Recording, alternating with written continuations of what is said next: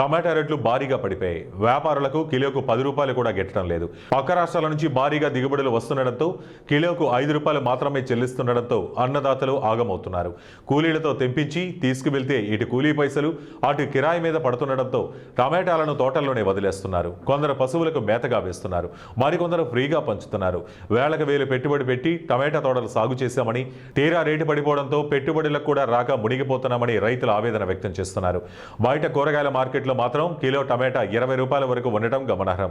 మహబూబాబాద్ జిల్లా కొత్తగూడలో ఫిబ్రవరి 20న శుక్రవారం సంత కావడంతో గూడూరు మండలం భూపతిపేటకు చెందిన రైతు ఆటోలో టమాటాలు తీసుకొచ్చాడు. వ్యాపారులు కొనేందుకు ముందుకు రాకపోవడంతో తిరిగి తీసుకువెళ్లలేక అక్కడే తెచ్చిన ఆటోలో ఉచితంగా టమాటాలు పంచిపెట్టాడు. దీంతో జనాలు టమాటాల కోసం ఎగబడ్డారు.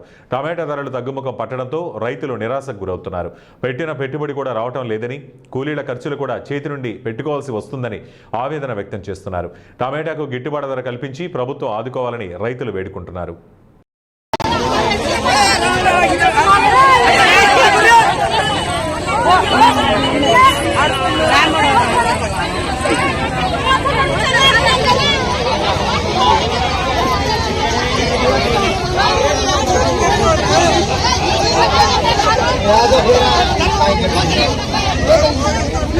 Yeah.